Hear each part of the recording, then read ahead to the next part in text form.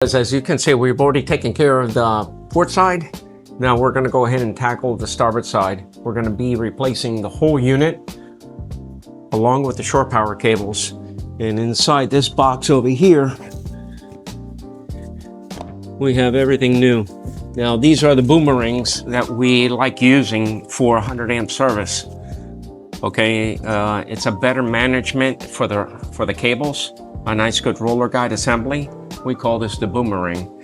So not only are we updating these two units over here, this track over here creates a lot of drag on the straightaways. So what we're gonna end up doing is putting a nice little erector set together with these plates and these roller guides.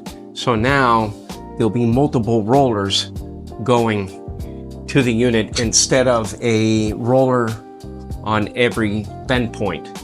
So we're gonna knock this one out, take out the shore power cable, and then we're gonna go ahead and start building our nice erector set. So I'll show you how we do this one.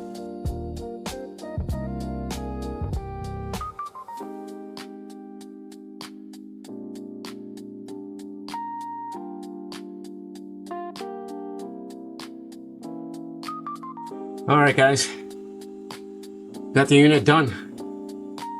It took us 365 days and a few hours to do this, but we got it done. All right, so we got this unit here. This one's a little bit tight here because we have a little bit more meat right here. When we're trying to put the screw in here on that side, it's hitting the floorboard over here on the top. So what we had to do is loosen this bracket, drop it down slightly so that we could get the clearance here. So I got the top one started, the back one started, and now Julian's having the problems finding the hole. Can you find the hole? All right, now I am doing my erector set. So this is pretty cool. You build it to the way that you want, and you could always make minor changes to it. This is our angles. This is our flat pieces. So now we need to make the cable go from here to that point over there. So we could extend it by putting the flat pieces and making it longer, or doing a turn. So if I take this piece here and I put it here, I could actually mock it up, and you could actually see that this is going to be our cable guide. So now this is perfect for where it needs to go. We put a bracket here, connect it to this, put another extension over here, put another roller guide here and straight, and it is the most easiest and non-friction way for the cables to go in and out. I love this system. Whoever designed it, well, I don't know. Glendinning, did you design it? Well, someone did. The best thing, I hate these tubes. These tubes here suck. All right, the corners here are good because this was designed by Glendinning also. There's roller guides in here, but when it goes around the corner, but no one takes into consideration on a 100 amp cable sagging right here. And if you look inside, you could actually see that there's shiny spots there where the cable sits and drags. So if you're able to give the cable a clean guide to go in and out on rollers, why not? It's only a few dollars more. So on a boat this size, it really doesn't matter. So we're doing it the right way, and we're gonna make sure that all of these brackets, the roller guides, assemblies, and all that, you know, you could build it. Anybody could build this. So the best thing for us to do right now. So I'll go ahead and get this thing finished up, and I'll show you how it's installed.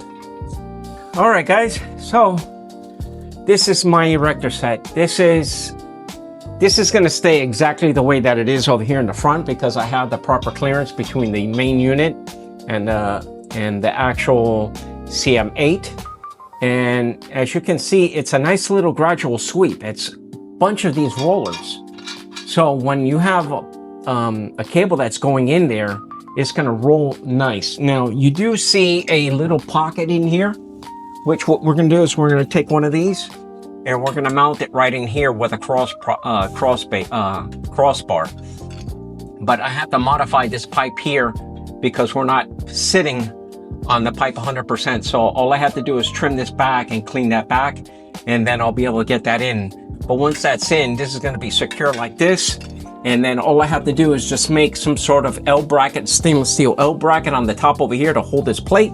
And it's a win-win. This is a beautiful installation compared to what we have here. I guarantee you, everybody's gonna say, wow, that's so much better than this. It's cleaner, doesn't look bulky. So, you know, hit us up, you know, we'll figure it out for you, you know. So we have all the equipment now that if you send us a template, we could actually make it for you and ship it back to you. So I think that's pretty cool if I could do that, huh? They send me like a little template, like a little piece of hanger or whatever it is, and they take care of it. I think that we could do that, you know. Set it up like that, guys, and we'll get something to you. So we're gonna get this done. You're gonna see it when it's completely done. Then we have to go and work on the other side. So I'll keep you posted on this one. All right, guys, we're back at it again. We're back on this Merritt, and we're gonna be installing the boomerangs. Yes, we're doing it in steps because that's how we're able to allow people to do their work and us do our work. So we have the shore power, the 100 amp shore power already connected to the breaker. We ran the cables.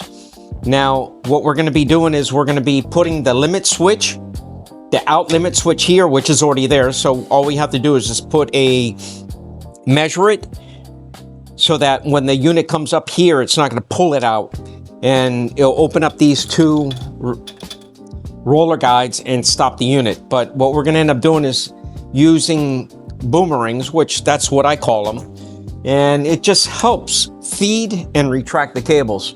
So I'll show you how that's installed. But in our prior videos too, we've done it on a couple other boats, but this is gonna help the cable go out and come back in. And if you could look how beautiful those roller guides are. I mean, it is a work of art. It's like me, Michelangelo, you know? And that just makes this cable going in and out so much better, guys. Take your time, do it right, and allow the cable to glide. That's all you want it to do. You don't want this machine doing all the work. You want it to be able to sit on the rollers and go out. Unfortunately, we can't go farther back because that completely will deal with ripping out everything. So, but the customer was just happy with the way that this is going in. So we're gonna finish putting in the boomerangs on this side and the port side, and we'll show you when everything is done, or we'll show you in steps how we do this.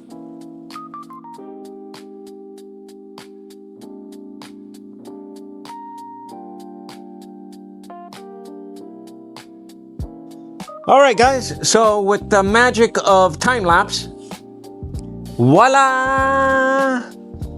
So this is already installed, and like I said in before, these come with tape around it, and I don't like people, the way that I normally do it, I don't take the tape off until the last minute, but I take the tape off that is on the inside portion and leaving it here, and then I come back over here, rip the tape off, because there are washers behind there and all this, and if you take everything off, then the whole thing falls apart and you're starting to curse the unit and wishing it bad luck and all that. I don't wish these things bad luck. These things are a help to the captain, to the mates, to everybody. You got a big heavy cable going in and out. So these rollers here are just a helper for this. So now it causes friction on these pulleys here. So we'll pull it and retract it. So every one of my pulleys They turn nice, except the one on the bottom and maybe the one on the top over here, the ones that are closest to the friction pulleys. So now we're gonna go ahead and test it going in and out. And also, it's kind of hard for me to show you, but the actual physical limit switch stop here, I've actually put a clamp around it at the proper height so that when the cable goes all the way out, this unit doesn't continue running and causing damage to this. So once it hits these two rollers and expands it, it shuts the system off. So I'll show you how that is doing, but we're gonna go ahead and work on that side. And like I always say, I try to do the harder side first, but this one's the easy one. If you look at that one's the harder one because it's on the outboard side. So now I'm paying the price.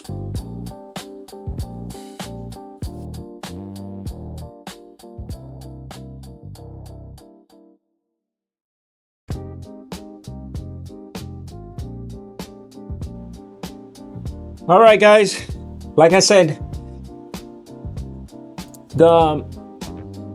keep the tape on, and right now I'm gonna actually be removing the tape. So all you do is the tape that's on the roller side, you remove, and the tape that is not the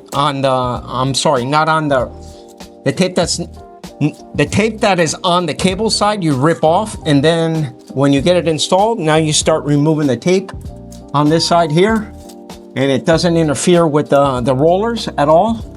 So all you have to do is just pull and take off. And like I say, it's so much easier to do it this way.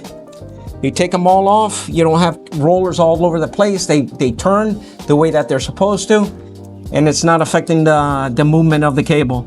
So we already got our out limit switch connected, and we're gonna go ahead and take a couple tie wraps real nice and put this right here like this on both sides. So this inside is done. Now we're gonna go ahead and replace the in limit switches, which are located somewhere here. Where are they? They're in the baggie. So yeah, these are the in limit switches. Okay, so we're gonna replace these.